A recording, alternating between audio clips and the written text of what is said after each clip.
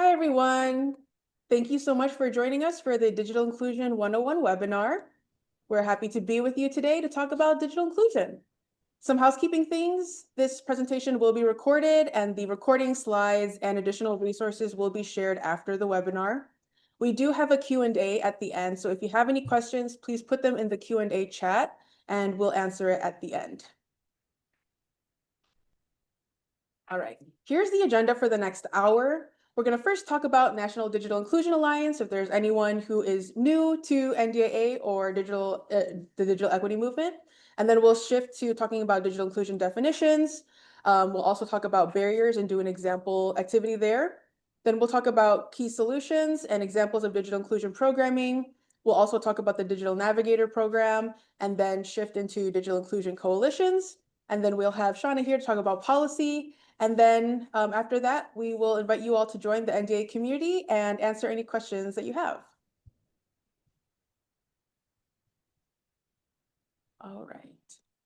Okay, so first, I will have my awesome coworker, Shauna, introduce herself, and then I will introduce myself.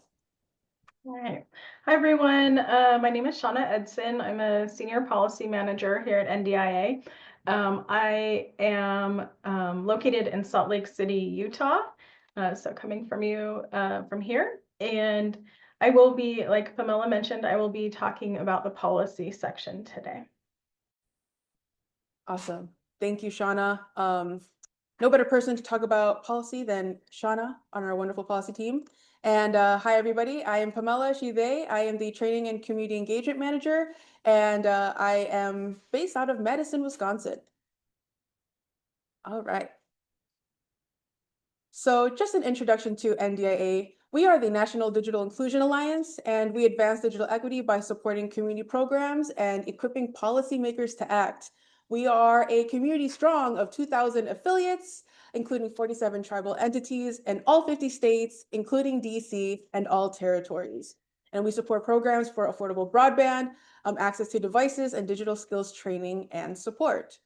And we are a knowledge sharing forum. So we have our monthly community calls, which is coming up this Friday, actually. We also have a very robust and popular NDIA listserv. We have working groups, things like that. And so we listen to our community members and what they're dealing with on the ground. And after learning from them about what's happening, we then align our advocacy efforts with that. All right. So let's jump into definitions. So the first one is the digital divide. So this is the gap between those who have affordable access, skills, and support to effectively engage online and those who do not. And this divide has existed since the beginning of the internet. And the pandemic really brought awareness and exposed the reality that many of our communities don't have that same access, skills, and support to engage online. So we saw this through cost, people having to cut their internet because it was too expensive.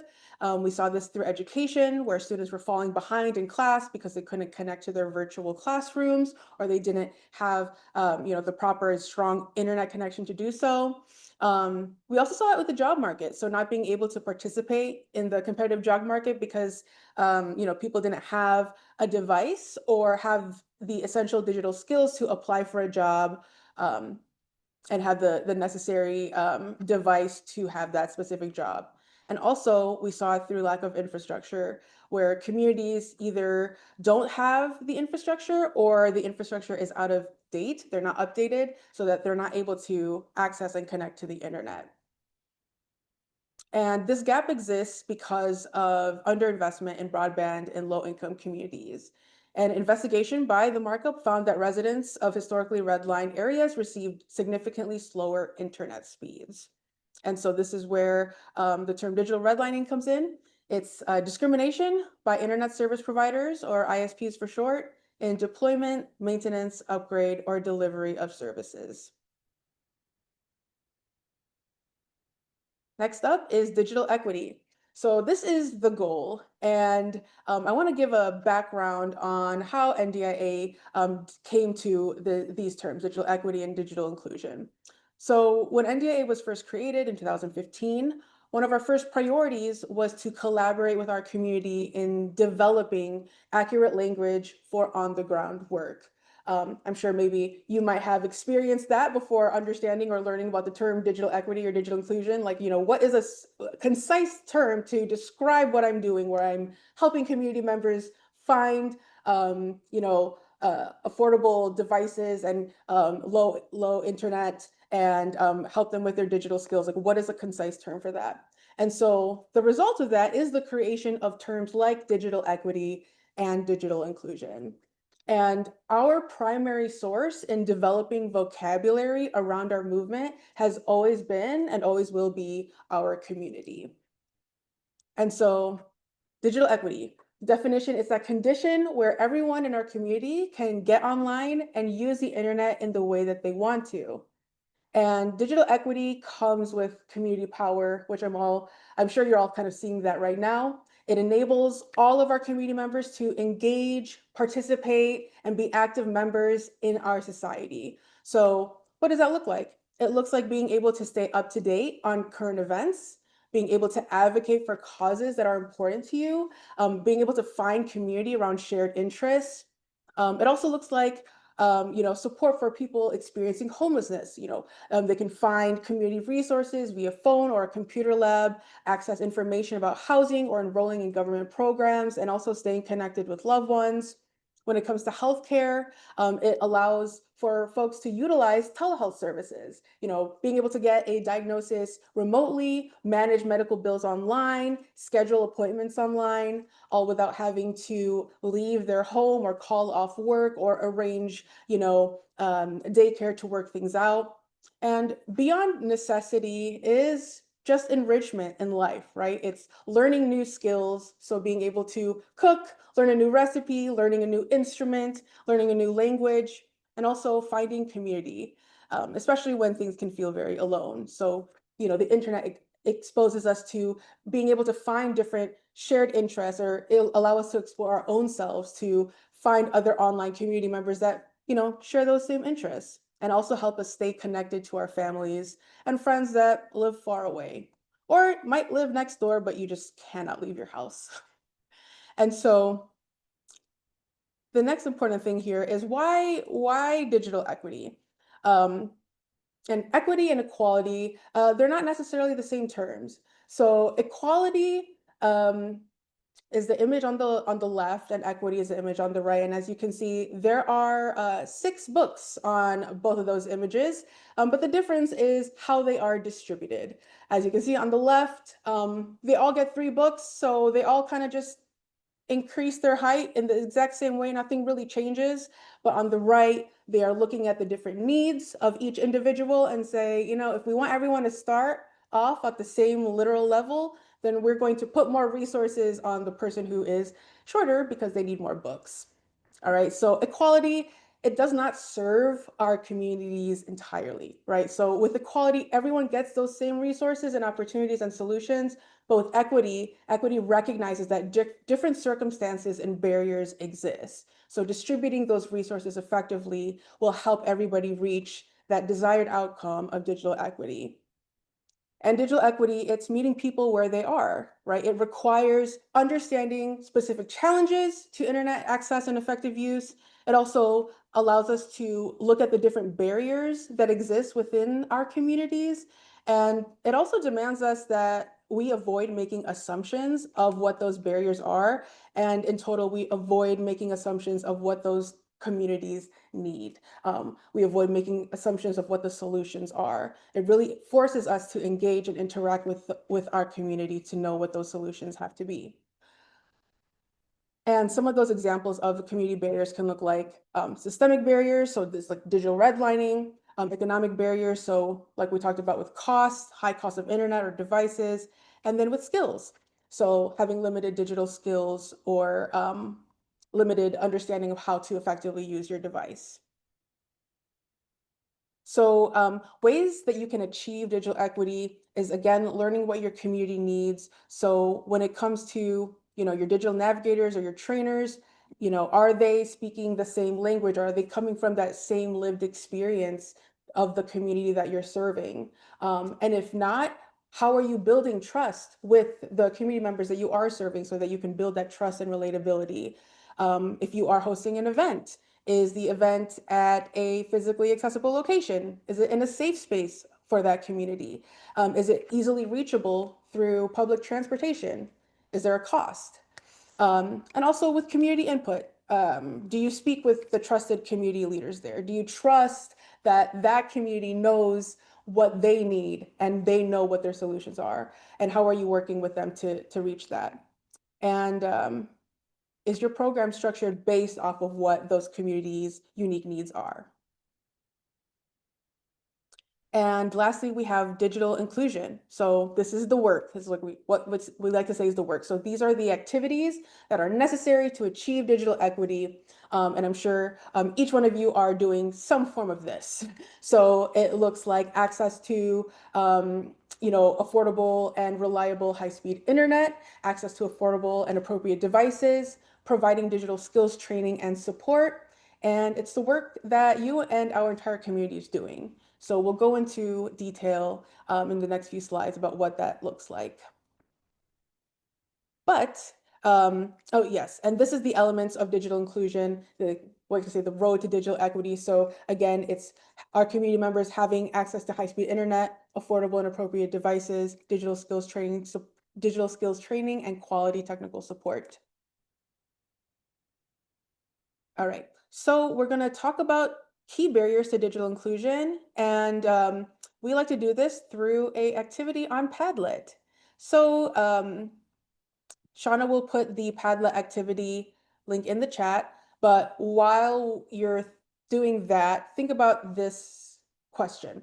So what prevents people in your community from consistently connecting to the internet and using it effectively? So while you do that, I will put it on my screen. I pressed the wrong pause button. Sorry about that. All right, here it is so we can all see. And if you want to participate, please on the bottom right, if you click that plus sign button, it'll turn to a pencil and then you can insert your answer there. And you can, insert multiple answers. And if you're not able to participate through Padlet, you can put your answers in the chat. All right, thank you, Blanca. There are not I'm assuming internet service providers in our area. Yeah, that is a huge barrier. I mean, how are you able to connect if there is no means to? So, um, people might have to have to travel to other communities or utilize other community resources to get online. Hari says affordability to equipment and awareness, many folks not able to afford a computer. Yes, cost for devices. I feel like devices are just getting more and more expensive.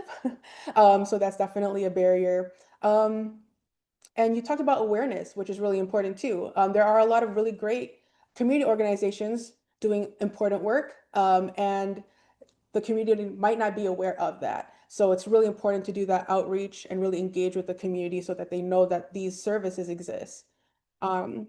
All right, Carlithia says affordability is the biggest barrier in the Baltimore County area. Thank you so much for sharing that. Rihanna says lack of upgraded supported devices, language accessibility, and barriers. Yeah, so it seems like we're dealing with multiple different types of barriers here. Michael says access not only to broadband at home, but access to other organizations that can assist. That's a great point.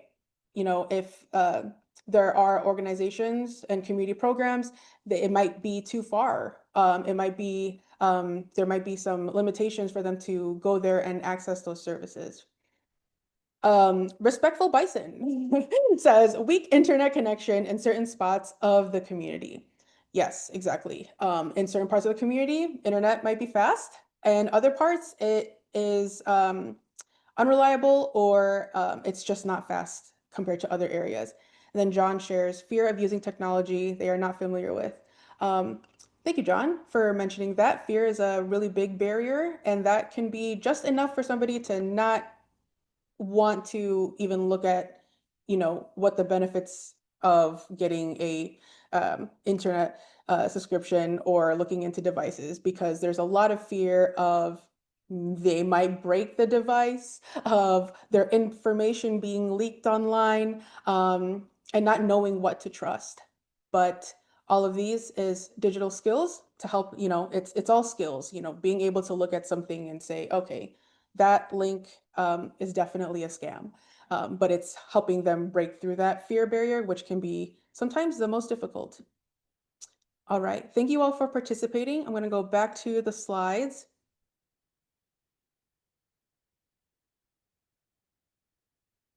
Okay, so here are just a list, and a lot of you mentioned a lot of these already. So with broadband, a big um, barrier here is with cost, as some of you have mentioned.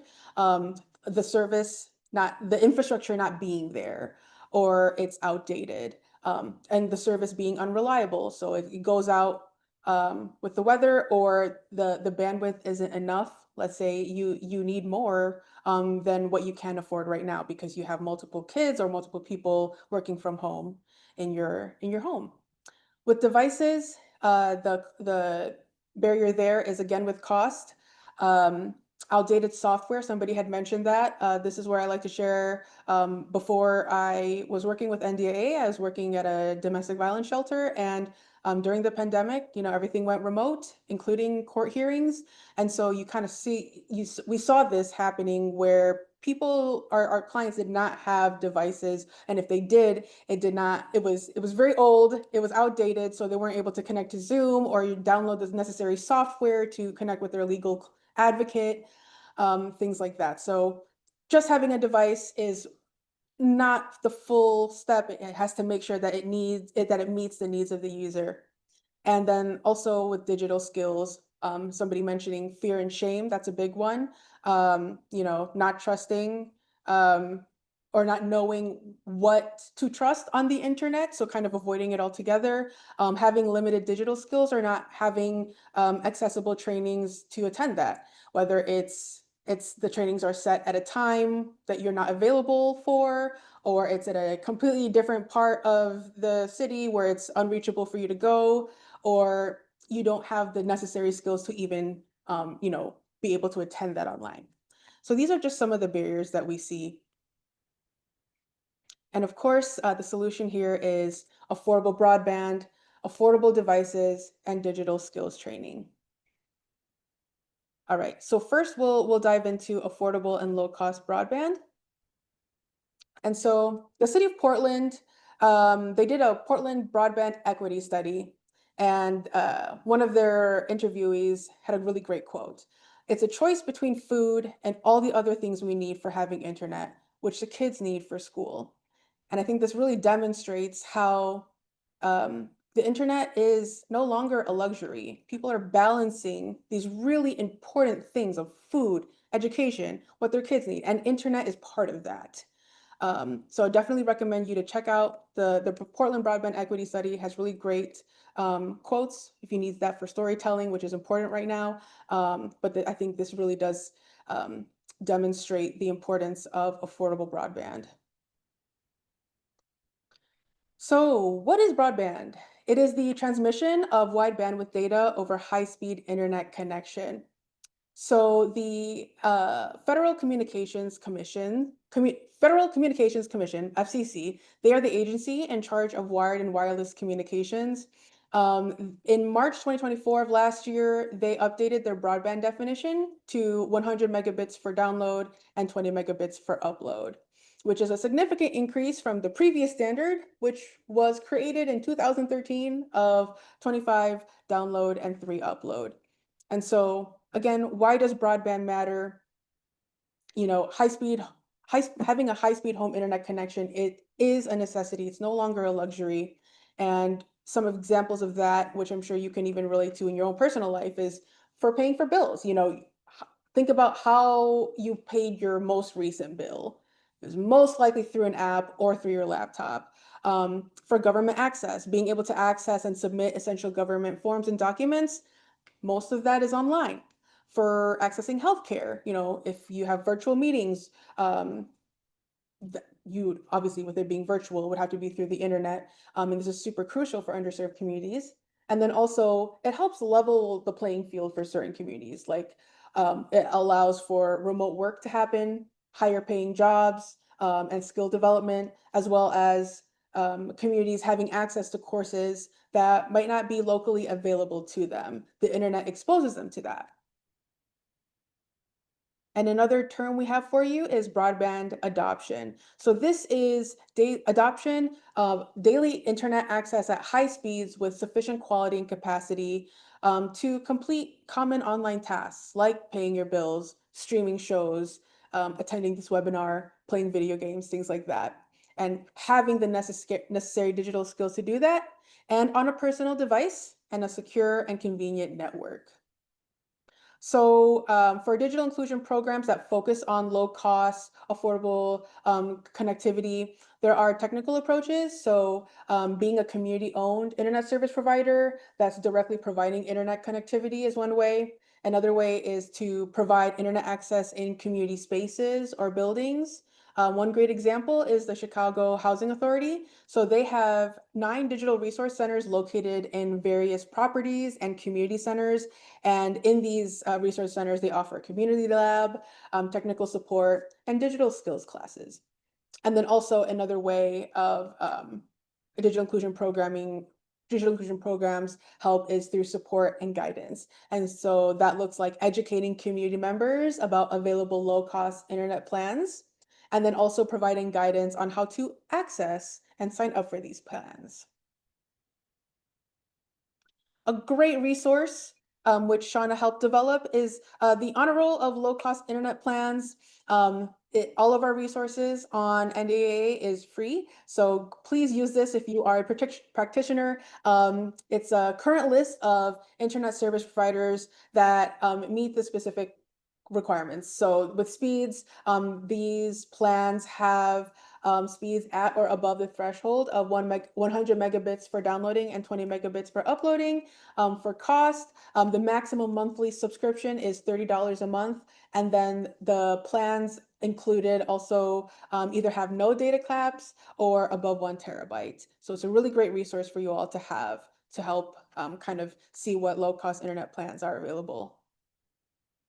And then another great one, especially if you are new or you are looking like new to creating a digital inclusion program, is the Digital Inclusion Program Manual. So in there, it's a resource full of best practices and recommendations from our digital inclusion community. And so you'll have best practices on program development, how to create a sustainable program, and also looking at guidance on community engagement, evaluation methods, and strategic partnerships.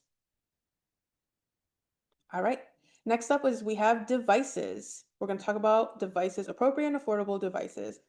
So digital inclusion programs that focus on devices, it can look like providing devices itself, so offering free or low-cost devices to community members.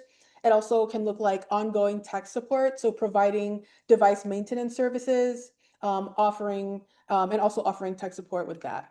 Um, Digital inclusion programs focusing on devices can also do a learn to earn model, which we see a lot. So this is where students completing a digital skills class will receive a device after completing the course.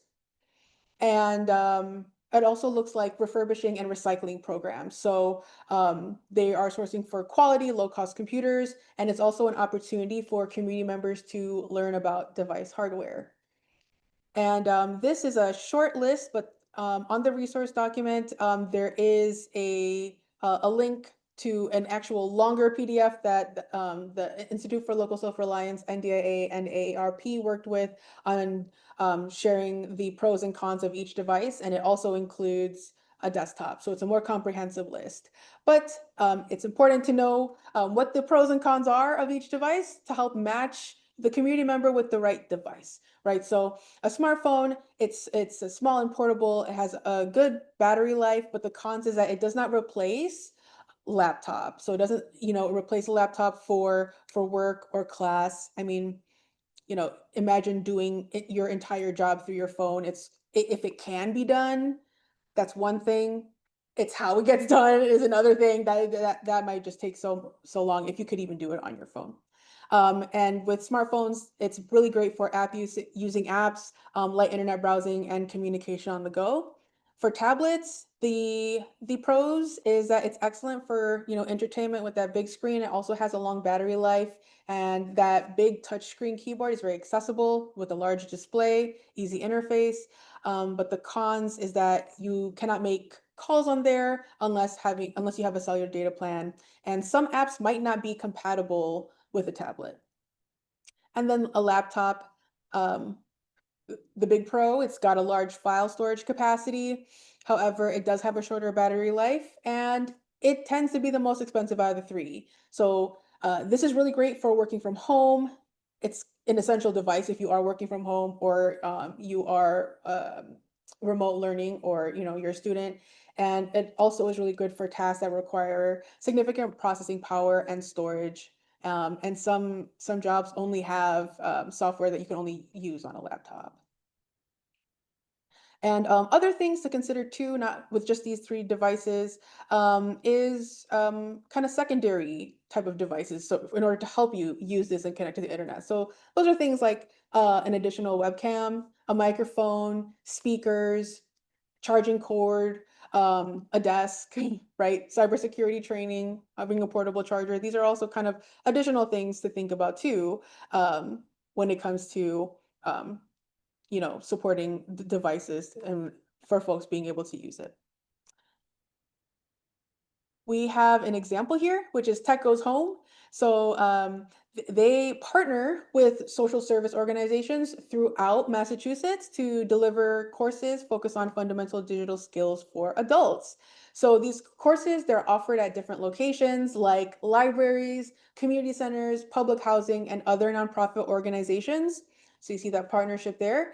And speaking of learn to earn model, this is a great example of that. So each learner receives a Chromebook and, if needed, 12 months of internet service after completing the course.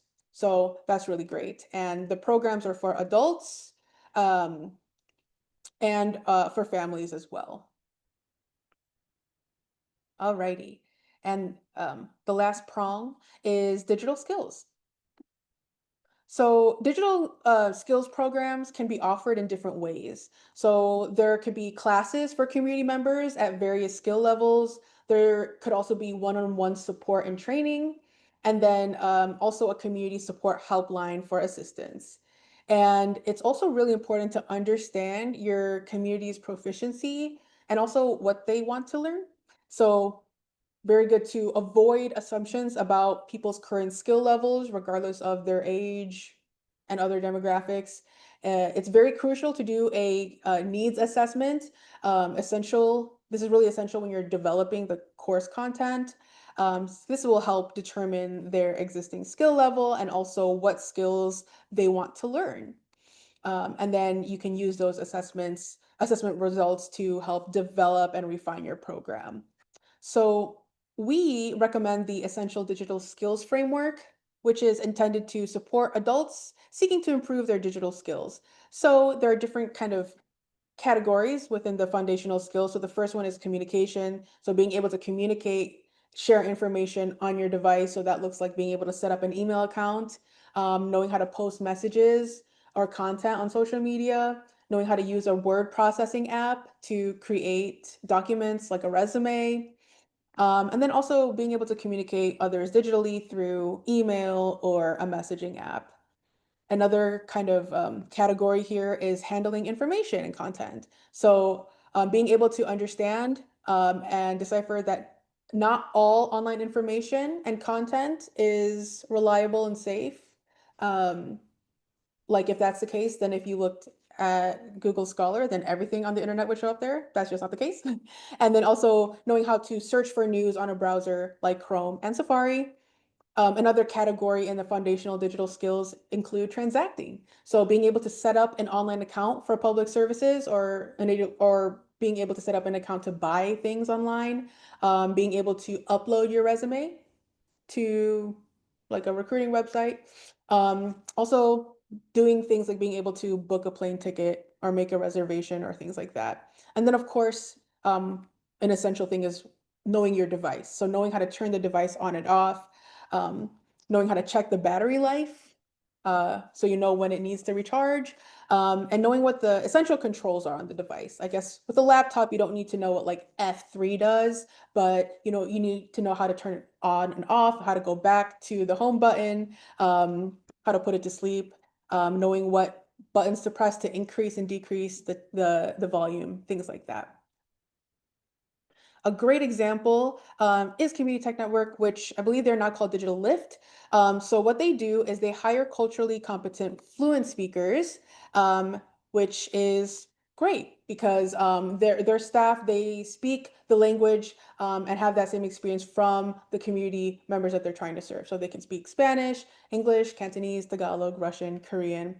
So it goes past just a translation of a flyer.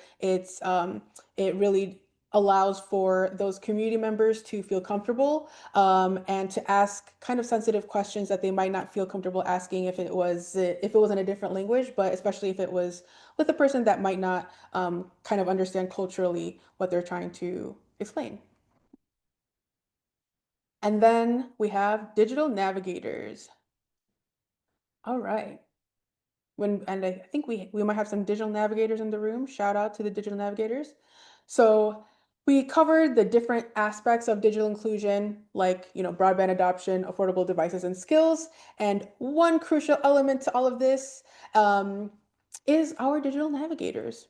So digital navigators are individuals who address the whole digital inclusion process with community members through repeated interactions. So this is helping a community member find an affordable internet plan. It could also be helping them find a refurbished or low-cost device, matching them with the best device that they would need depending on what that person's needs and interests are, and helping them learn and expand their digital skills.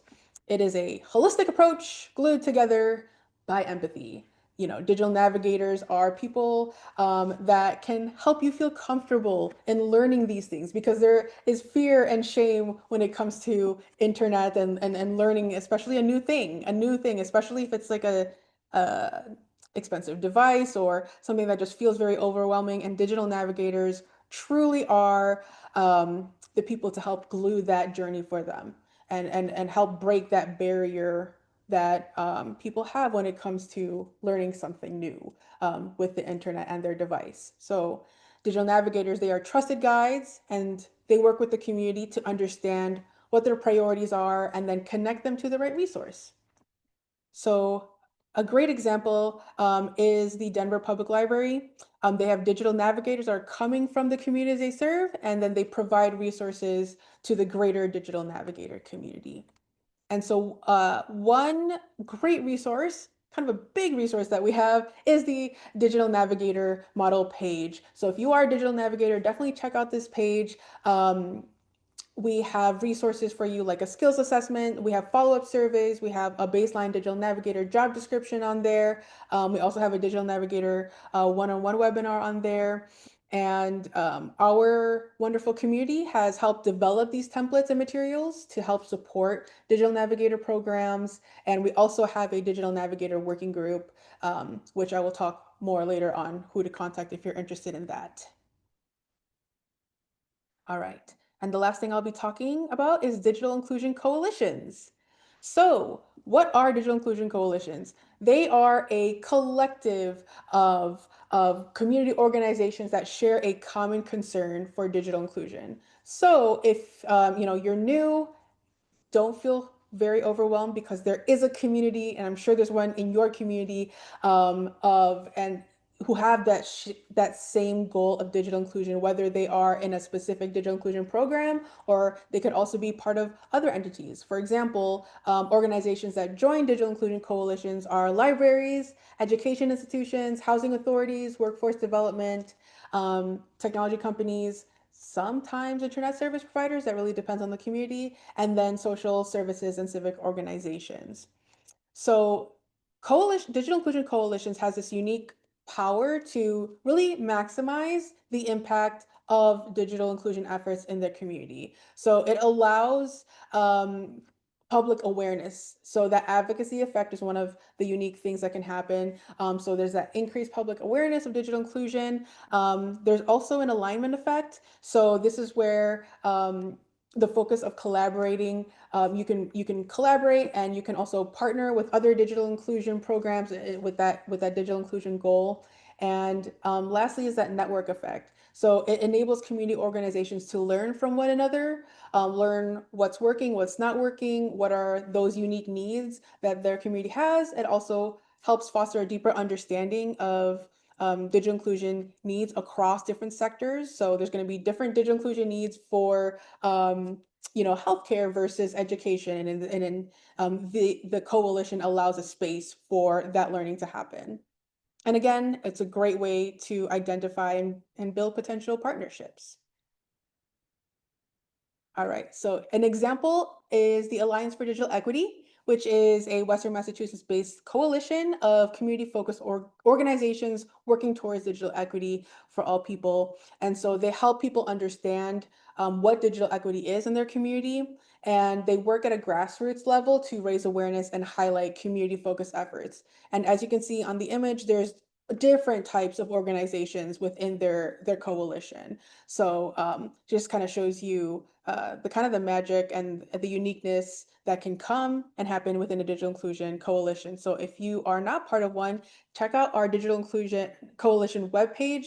We have a map on there where you can see the coalitions that have filled out our recent coalition survey. And if there's one in your area, definitely reach out to them. Another good resource is our Trailblazers, our digital inclusion Trailblazers.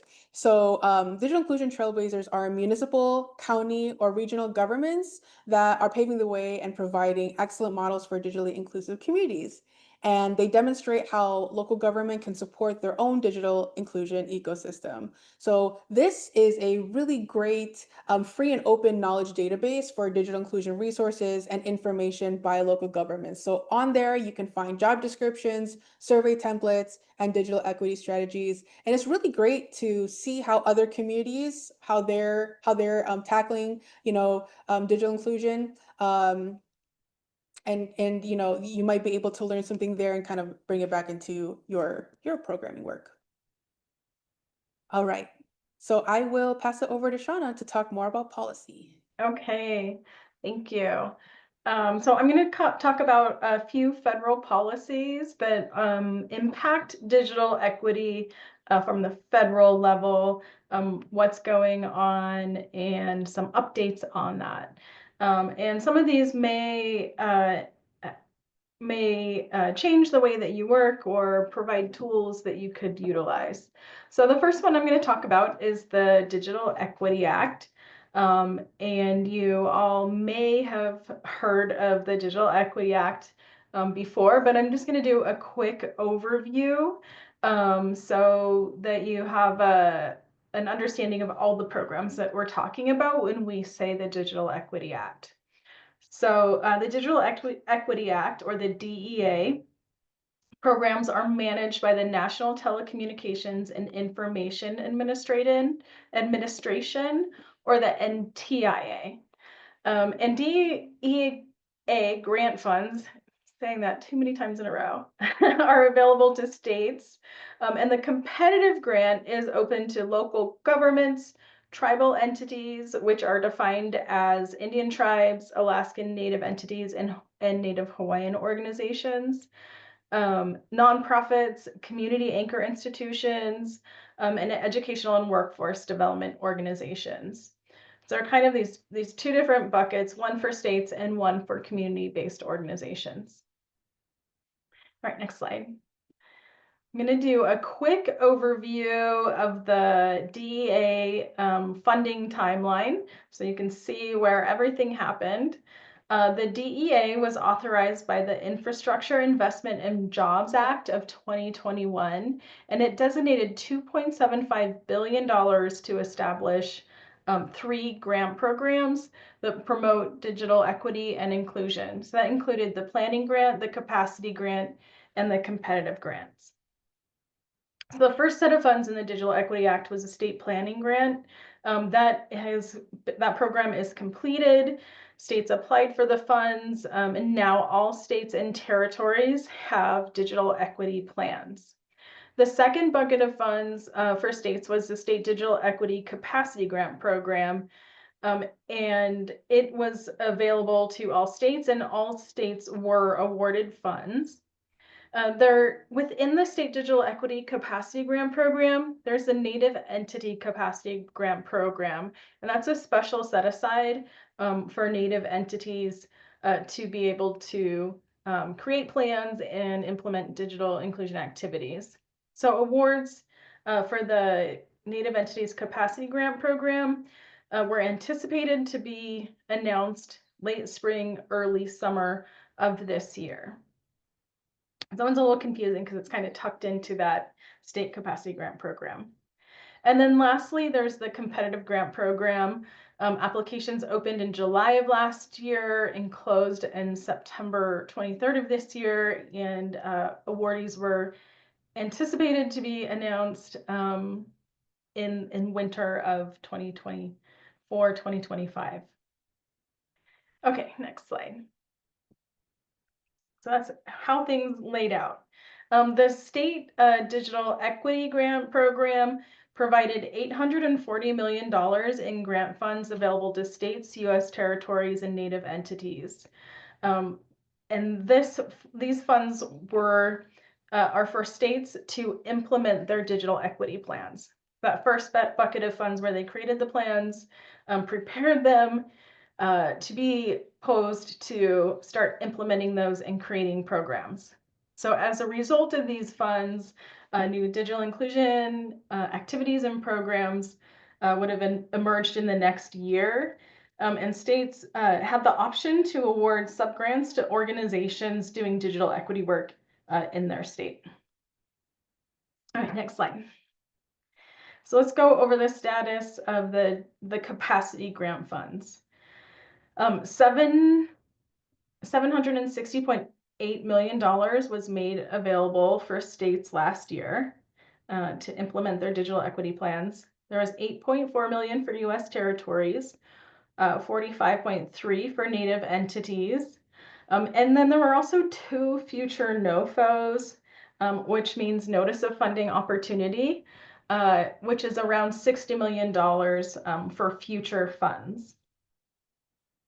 All right, next slide. And the competitive grant program funded digital inclusion activities that align with the state digital equity plans or go above and beyond things that were included in the state digital equity plan, or addressed barriers the state digital equity plan did not identify. So sometimes states have a very high level view of digital inclusion programs and activities from the state level, but organizations doing boots on the ground work in local communities might know of ways they can support their community members that states maybe missed.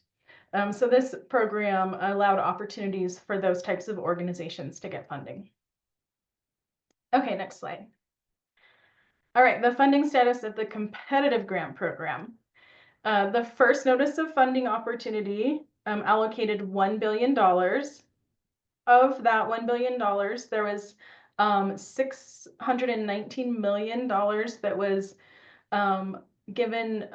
recommended to award for 65 projects. And 4 of those projects had a signed contract. And this left available in future NOFOs around $250 million to be awarded in future fiscal years. Okay, next slide. So the current status of the DEA. On May 8th, the president canceled the DEA via a social media post. And then on May 9th, the administration terminated the DEA grants. They sent letters to all competitive grantees with contracts and all states and territories stating that the program was terminated. So this means the battle for the Digital Equity Act programs and funds has now moved to the courts in Congress. There is one exception for this cancellation, and that is for the native entities. So native entities that applied for the native entity set aside, and again, the set aside means the special bucket of funds specific for native entities in both the capacity and competitive grant programs are still under review. So we're hopeful that funding will come through for those. Okay, next slide. So NDIA is not giving up. We are actively fighting for these funds for the Digital Equity Act and the impact that it can have nationwide. So we're pursuing all options on how we can further advocate for that. We're continuing to advocate efforts in Congress. We're having meetings with congressional representatives. We're supporting community members in having meetings. We also coordinated a sign-on letter. On June 18th, we sent a sign-on letter to the U.S. Department of Commerce Secretary Lutnick, as well as acting NTIA Administrator Adam Cassidy, requesting a full reinstatement of Digital Equity Act grant funds. So the letter was signed by 156 individuals from 140 organizations serving communities in 39 states. So it's a pretty good representation across the country. And the letter urges the reinstatement of the DEA programs that were canceled, and also talks about the work that organizations would have done under the program. And next slide. So what can you do? Continue advocating directly to your members of Congress, just like we are. And we have advocacy resources that I'll talk about in the next slide to help support you with that. Some things to talk about are share the harms this cancellation is having on your organization or your community with your Attorney General's office. And lastly, storytelling. So it's so important for people to understand what these programs actually do. Like all the things Pamela talked about, things you identified throughout the past hour, helping people talk to doctors, taking classes online, getting jobs, avoiding scams, staying in contact with friends and family members. All of these things are things that we really need to share. So sharing with your local media, statewide papers, national outlets. If you do share something, please share it on the NDIA listserv, which we'll talk about, I think, at the end. We didn't already. And we'll elevate it. So we'll make sure that that media gets out. Okay, next slide.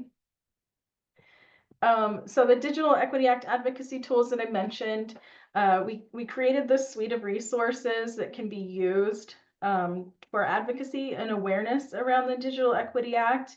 You're welcome to take our templates, use any part of it that makes sense for your organization, change it. They're really there to support you. We have an instruction page for finding your federal, state, and local elected officials. Each state has a 2-pager about the Digital Equity Act and resources that would be going to your state through the Digital Equity Act that you can share with policymakers. And then we also have other press release templates, celebration ideas, for celebrating digital inclusion work. This goes beyond just the Digital Equity Act. So if you have a great program coming up and you want to invite elected officials or media to just celebrate the work that you're doing, the agenda for that and how to do that is really a useful tool. Okay, next slide. Okay, I'm going to move on to talk about digital discrimination. So the rules for digital discrimination went into effect in March of 2024, and the rules cover any aspect of broadband internet access service that impedes, impairs, or denies equal access to service. This could look like discrimination in pricing, customer service, and network and infrastructure upgrades. The rules protect consumers even if there was no intent to discriminate. This means that if someone was impacted by discrimination, the provider will be responsible even if the discrimination was not intentional. So in January of 2025, the new FCC chairman, Brandon Carr, eliminated the Digital Discrimination Task Force. So the future of this program is uncertain, but all individuals and communities can and should file complaints with the FCC, which is how to do that has been put in the chat. Thank you, Pamela.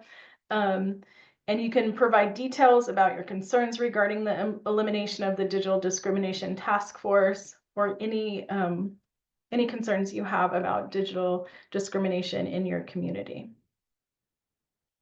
Okay, next slide. So starting in October of 2024, all internet service providers must display broadband labels. So broadband labels are sort of like nutrition labels that you find on food, only for broadband service.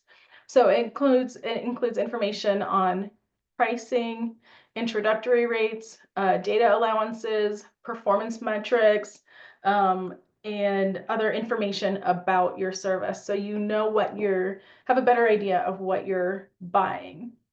So I would encourage you to check and see if you can find a broadband label for your plan. They are posted in different points of sale.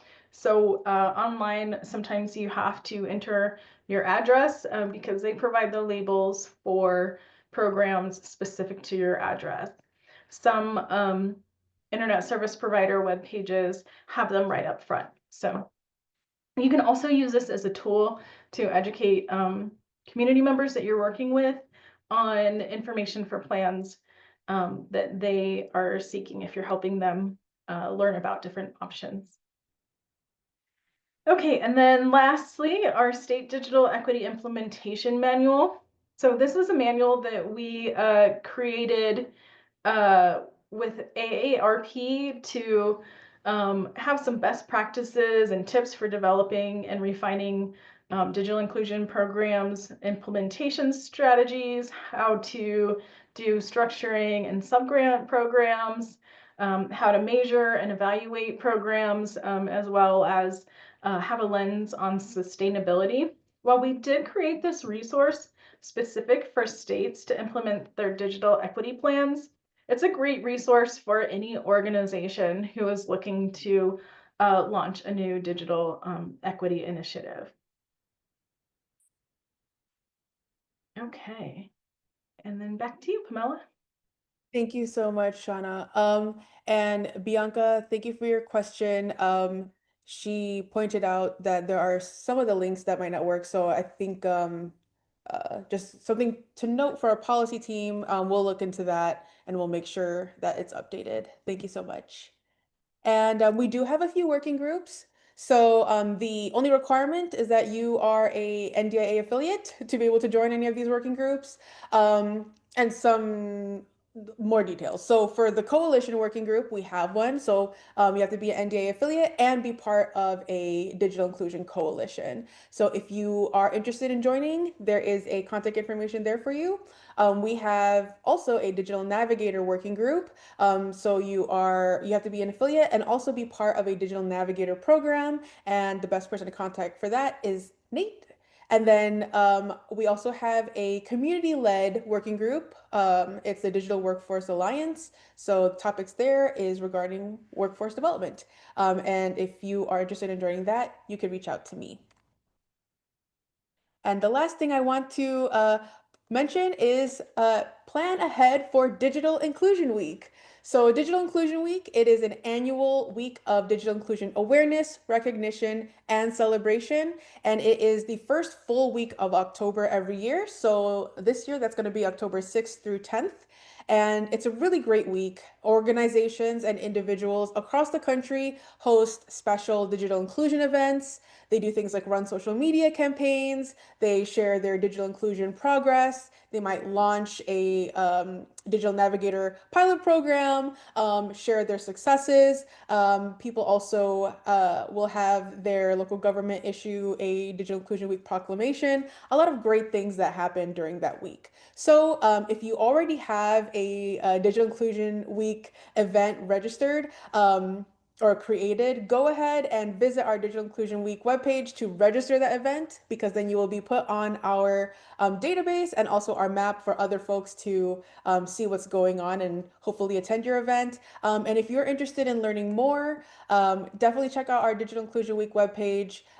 There's a lot of great useful information there on what type of activities that you can do and how it benefits you. And we're also developing toolkits and resources to help you plan out your Digital Inclusion Week event. So that will be coming soon as well. So put that on your calendar, start scheduling something now. And if it's your first time participating, or if you are kind of limited with resources, don't worry. Whatever type of digital inclusion programming you're doing in your organization already, just schedule it. Schedule something to happen on October, that first week of October, and you're done.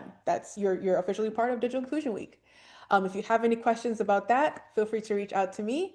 And lastly is, if you are not part of our NDIA community, we welcome you to join as an affiliate. You'll get access to our very popular NDIA listserv, access to our monthly community calls. Our next one is coming up this Friday, and then access to our monthly newsletter where you get updates from NDIA. All right.